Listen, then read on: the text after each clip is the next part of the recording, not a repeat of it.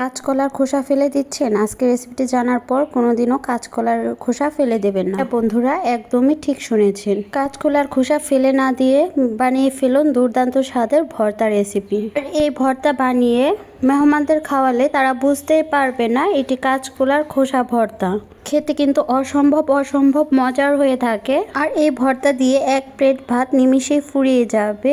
সেজন্য সর্বপ্রথম আমি এখানে কাঁচকলা নিয়েছি। এই কাঁচকলাগুলোকে আমি ভালোভাবে কেটে নেব। কাঁচকলাগুলোকে আমি দুই সাইড কেটে ফেলে দেব। আর কাঁচকলার খোসাগুলোকে আমি একটু মোটা মোটা করে কেটে নেব। খেয়াল রাখতে হবে এর ভিতরে যেন একটু হলেও কলার অংশ থাকে, তাহলে কিন্তু এই ভর্তাটি অনেকটাই টেস্টি হবে। এখন কাঁচকলাগুলোকে কেটে আমি অন্য রেসিপি বানাবো। এখন এই কলার খোসাগুলোকে আমি ছোট ছোট টুকরো করে কেটে নেব। ছোট ছোট টুকরো করে কেটে নেওয়ার কারণে কলার খোসাগুলো সেদ্ধ হতে বেশি সময় লাগবে না। এখন এটা আমি সাইডে রেখে দেবো। চুলায় আমি একটি প্যান বসিয়ে দিয়েছি। এখানে দিয়ে দিচ্ছি পর্যাপ্ত পরিমাণ পানি, দিয়ে দিচ্ছি সামান্য পরিমাণ লবণ। এ পর্যায়ে এখানে দিয়ে দিচ্ছি 1 চা চামচ পরিমাণ হলুদের ফাঁকি। এখন একটি চামচের মাধ্যমে এই উপকরণগুলোকে পানির সাথে ভালোভাবে মিশিয়ে নেব। এখন বলক চলে আসার আগ পর্যন্ত একদমই হাই ফ্লেমে কুক করে নেব। বলক চলে এসেছে। এ পর্যায়ে এখানে আমি কাঁচকলার খোসাগুলো দিয়ে দিচ্ছি। এখন চামচের মাধ্যমে একটু ভালোভাবে মিশিয়ে নিচ্ছি। খোসাগুলো প্রায় 80% সেদ্ধ হওয়া পর্যন্ত কুক করে নেব। 100% সেদ্ধ করতে হবে না, 80% করলেই হবে। কাঁচকলার খোসাগুলো কিন্তু 80%-এর মতো সেদ্ধ হয়ে গিয়েছে। আমি একটু দেখিয়ে দিচ্ছি, দেখতে পাচ্ছেন একদম পুরোপুরি সিদ্ধ হয়নি, 80% সেদ্ধ হয়েছে। এখন এই কাঁচকলার খোসাগুলোকে আমি একটি ছাঁকনিতে ছেঁকে নেব। ছেঁকে আমি একটু পানি দিয়ে ভালোভাবে ধুয়ে নিয়েছি। এখন আমি পাটা পোতা নিয়েছি। এখানে আমি কাঁচকলার খোসাগুলো দিয়ে দিচ্ছি, দিয়ে একটু ভালোভাবে বেটে নিচ্ছি। তবে আপনারা চাইলে এই কাজগুলো বাটনার মাধ্যমেও বেটে নিতে পারেন, কিংবা ব্লেন্ডার জাগে নিয়েও বেটে নিতে পারেন। তবে আমার কাছে পাটা পোতার মাধ্যমে কিংবা বাটনার মাধ্যমে বেটে নিলেই ভর্তার টেস্টটা বেশি ভালো লাগে। তো বন্ধুরা, ভিডিওটি দেখতে দেখতে যারা এ পর্যন্ত চলে এসেছেন, একটি লাইক দেননি, প্লিজ একটি লাইক দিয়ে দিবেন। আপনাদের একটি লাইকে আমার পরবর্তী ভিডিও ছাড়তে আগ্রহ যোগায়। কেকে আমার সবটুকু কলার খোসা বেটে নেওয়া হয়ে গিয়েছে। এখন আমি এটি সাইডে রেখে দিচ্ছি। এখন পাটায় দিয়ে দিচ্ছি 4টা কাঁচা মরিচ। এখন এই মরিচগুলোকেও আমি ভালোভাবে বেটে নেব। একটু মিহি করেই বেটে নিতে হবে। আপনারা কাঁচামরিচটা আপনাদের ঝাল অনুযায়ী বাড়িয়ে কিংবা কমিয়ে অ্যাড করতে পারেন। তবে আমি একটু কম করে দিচ্ছি, কারণ আমার বাচ্চারা এটা খুবই পছন্দ করে। এখন আমি এই মরিচ বাটাটুকু আমি সাইডে রেখে দিয়েছি। দেখতে পাচ্ছেন আমি যে পাত্রে কলার খোসাগুলো বেটে রেখেছিলাম সে পাত্রে আমি উঠিয়ে রেখেছি। এখন এটা আমি সাইডে রেখে দিচ্ছি। চুলায় আমি একটি প্যান বসিয়ে দিয়েছি। প্যানটা হালকা একটু গরম হয়ে আসার পর এখানে দিয়ে দিচ্ছি 2 টেবিল চামচ পরিমাণ সরিষার তেল। যেহেতু ভর্তা সেহেতু এখানে অবশ্যই সরিষার তেলটা অ্যাড করতে হবে। দিয়ে দিচ্ছি 1টা শুকনো মরিচ। এখন এই মরিচটাকে আমি একটু নাড়াচাড়া করে ভালোভাবে ভেজে নেব। তবে মরিচটা কিন্তু একদমই কালো করে ভাজা যাবে না, তাহলে কিন্তু খেতে তিতা লাগবে। সেজন্য ভালোভাবে ভেজে উঠিয়ে নিয়েছি। দেখতে পাচ্ছেন কালারটা ঠিক কিরকম হয়েছে। এ পর্যায়ে আমি মরিচটা উঠিয়ে সাইডে রেখে দিচ্ছি। এখন এই তেলে দিয়ে দিচ্ছি 1 টেবিল চামচ পরিমাণ রসুন কুচি। রসুনগুলোকে আমি পাটা পোতার মাধ্যমে ছেঁচে দিয়েছি। আপনারা চাইলে কুচি করেও দিতে পারেন। দিয়ে দিচ্ছি 1 চা চামচ পরিমাণ 5 ফোড়ন।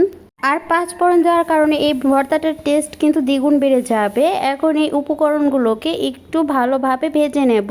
রসুনের কালারটা কিন্তু একদমই চেঞ্জ হয়ে গিয়েছে, আর 5 ফোড়নটা একটু চিটমিট করছে। এরপর যে এখানে দিয়ে দেব মাঝারি সাইজের 2টো পেঁয়াজ কুচি। আর পেঁয়াজগুলোকে কিন্তু অবশ্যই খুবই কুচি কুচি করে কেটে নিতে হবে। এখন একটি চামচের মাধ্যমে একটু ভালোভাবে নাড়াচাড়া করে আরও কিছুক্ষণের মতো কুক করে নেব। এখন এই পেঁয়াজগুলোকে হালকা একটু সফট হয়ে আসার আগ পর্যন্ত একটু কুক করে নিতে হবে। পেঁয়াজগুলো হালকা একটু সফট হয়ে এসেছে। এ পর্যায়ে এখানে দিয়ে দিচ্ছি একটি মাঝারি সাইজের টমেটো কুচি। আর টমেটোগুলোকে একদম কুচি কুচি করে কেটে দিতে হবে। এখন আরও কিছুক্ষণ ধরে নাড়াচাড়া করে এই সবগুলো উপকরণ ভালোভাবে মিশিয়ে নেব। এই সবগুলো উপকরণগুলোকে ভালোভাবে মিশিয়ে নেওয়া হয়ে গিয়েছে। এ পর্যায়ে এখানে দিয়ে দিচ্ছি 1 চা চামচ পরিমাণ লবণ। আমার এতটুকু লবণ একদম পারফেক্ট হয়েছে। আপনারা আপনাদের টেস্ট অনুযায়ী বাড়ি কমিয়ে লবণটা অ্যাড করে দেবেন। এখন আরও প্রায় 2 মিনিটের মতো আমি কুক করে নেব। অনেকে তো অনেকভাবে ভর্তা খেয়েছেন, একবার হলেও এভাবে ট্রাই করবেন। আশা করছি আপনাদের কাছেও ভালো লাগবে। একটু ভাজা ভাজা করে নেওয়া হয়ে গিয়েছে। এই পর্যায়ে আমি এখানে দিয়ে দিচ্ছি সামান্য পরিমাণ পানি। যেহেতু এখানে মশলা অ্যাড করব, সেজন্য অবশ্যই এখানে সামান্য পরিমাণ পানি দিতে হবে, এতে মশলাগুলো দেওয়ার পর পুড়ে যাবে না। এ পর্যায়ে এখানে দিয়ে দিচ্ছি হাফ চা চামচ পরিমাণ হলুদের ফাঁকি, আর ঝাল অনুযায়ী দিয়ে দিচ্ছি সামান্য পরিমাণ মরিচের ফাঁকি। আমি তো আগেই বলেছি ঝালটা আমি একটু কম করে দেব, তবে আপনাদের টেস্ট অনুযায়ী ঝালটা বাড়িয়েও অ্যাড করতে পারেন কিংবা কমিয়েও অ্যাড করতে পারেন। এখন এই মশলাগুলোকে ভালোভাবে কষিয়ে নেব। মশলাগুলো যত ভালো কষানো হবে তরকারির টেস্টটা কিন্তু ততই ভালো আসবে। কষিয়ে নেওয়ার পর তেলেও আমি কিছুক্ষণ ধরে ভাজা ভাজা করে নিয়েছি। এখন মাছ বরাবর আমি একটু জায়গা রেখে এখানে আমি একটা ডিম দিয়ে দিচ্ছি। এখন একটি চামচের মাধ্যমে একটু নাড়াচাড়া করে নিচ্ছি। এখন এই ডিমটাকে ভেঙে আমি একদমই ঝুরঝুরে করে নেব। তবে আপনারা চাইলে ডিমটাকে স্কিপ করতে পারেন, এটি একদমই অপশনাল, কিন্তু দিলে কিন্তু খেতে টেস্ট দ্বিগুণ হয়ে থাকে। এখন এই সবগুলো উপকরণ আমি তেলে আরও কিছুক্ষণ ধরে একটু ভাজা ভাজা করে নেব। আমি এই ভর্তাটা আগে অনেকবারই বানিয়েছি, কিন্তু আজ আপনাদের মাঝে শেয়ার করছি, কারণ এই রেসিপিটা কিন্তু খুবই মজার হয়ে থাকে। মশলাগুলো কিন্তু তেলেও ভাজা ভাজা পারফেক্টলি হয়ে গিয়েছে। এই পর্যায়ে এখানে আমি দিয়ে দিচ্ছি বেটে রাখা কাঁচকলা আর মরিচ বাটাটুকু। আমি এখানে বাড়তি আর কোনো পানি অ্যাড করব না। এখন একটু নাড়াচাড়া করে আমি এই কাঁচকলাগুলোকে একটু ভাজা ভাজা করে নেব। আর এই অবস্থাতে মিডিয়াম টু লো ফ্লেমে চুলার আঁচটা রাখতে হবে। আর চুলার আঁচটা মিডিয়াম টু লো ফ্লেমে না রেখে যদি হাই ফ্লেমে রেখে বাটাটা দিয়ে নাড়াচাড়া করতে চান তাহলে কিন্তু তলানিতে লেগে যাবে, একটু পুড়া পুড়া হবে, সেজন্য খেতেও ভালো লাগবে না। সেজন্য অবশ্যই মিডিয়াম টু লো ফ্লেমে রেখে নাড়াচাড়া করে একটু ভাজা ভাজা করে নিতে হবে। আর সময় নিয়ে কিন্তু একটু বেশি করে ভাজা ভাজা করে নিতে হবে, এতে কিন্তু টেস্ট ফ্লেভার দুটোটাই বেশি ভালো আসবে।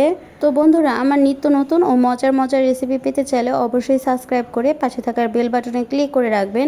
এতে আমার ভিডিও ছাড়ার সাথে সাথে আপনাদের কাছে নোটিফিকেশন চলে যাবে, আপনারা সময় সুযোগ বুঝে দেখে নিতে পারবেন। পর্যায়ে এখানে দিয়ে দিয়েছি এক ফালি লেবুর রস। এই লেবুর রসটা দেওয়ার কারণে কিন্তু ভর্তার টেস্টটা দ্বিগুণ ভালো হয়। এখন একটু নাড়াচাড়া করে আমি প্রায় 2 মিনিটের মতো কুক করে নেব। তখন দেখব ভর্তাটা ঠিক পেন থেকে উঠে আসছে, এর মানে এই ভর্তাটা একদমই পারফেক্টলি হয়ে গিয়েছে। দেখতে পাচ্ছেন ভর্তাটা কিন্তু পেন থেকে উঠে আসছে। এরপরেও আমি প্রায় 3 মিনিটের মতো কুক করে নিয়েছি। এখন আমি উঠিয়ে নিচ্ছি। আর ভর্তা মানেই তো কাঁচা সরিষার তেল। কাঁচা সরিষার তেল না দিলে কি চলে বলুন তো, সেজন্য আমি কিছুটা পরিমাণ কাঁচা সরিষার তেল দিয়ে দিয়েছি। আর এটি হচ্ছে ভর্তার ফাইনাল লুক। দেখতে কিন্তু খুবই লোভনীয় হয়েছে, তাই না? আর আমি আরও বেশি ভর্তাটা সৌন্দর্য করার জন্য আমি এখানে দিয়ে দিয়েছি ভেজে রাখা শুকনো মরিচ। তবে আপনারা চাইলে এটি নাও দিতে পারেন, এটি একদমই অপশনাল, তবে আমি দেখার সৌন্দর্যের জন্য দিয়ে দিয়েছি। তো বন্ধুরা, আপনারা কি ইউটিউব চ্যানেলে কাজ শিখতে চাচ্ছেন কিন্তু বিশ্বাসযোগ্য মানুষ খুঁজে পাচ্ছেন না, কিংবা প্রপার এসইও করেছেন অনেকের কাছে, কিংবা কাজ শিখতে চেয়ে টাকা দিয়ে রেখেছেন, তারা টাকা নিয়েছে, লাস্ট মুহূর্তে আপনার নাম্বার ব্লক করে রেখেছে, কিংবা আপনাদের প্রপার এসইও করেই দেয়নি? তবে আমি আপনাদের মাঝে একজন বিশ্বাসযোগ্য মানুষের কথা বলবো, সেটা হচ্ছে আইটি হাসি চ্যানেলের হাসি আপু। সে কিন্তু খুবই সত্যতার সাথে প্রপার ওয়েতে কাজ করিয়ে কিংবা শিখিয়ে থাকে, কিংবা কাজ করে দিয়ে থাকে। আমিও কিন্তু তার দ্বারা মনিটাইজেশন পেয়েছি, তার কাছ থেকে অনেক কাজ শিখেছি। আর আমার মতো অনেক মানুষই হাসি আপুর দ্বারা উপকার হয়েছে। সে কিন্তু ইউটিউব চ্যানেলে সব ধরনের সমস্যার সমাধান করে থাকে। আপনারা যদি তার সাথে যোগাযোগ করতে চান, আমি তার নাম্বারটি ডিসক্রিপশনে দিয়েছি, ডিসক্রিপশন থেকে নিয়ে তার সাথে যোগাযোগ করতে পারেন। আজকের মতন এ পর্যন্ত। সবাই ভালো থাকবেন, সুস্থ থাকবেন, সবাই সবার জন্য দোয়া করবেন। আল্লাহ হাফেজ, আসসালামু আলাইকুম।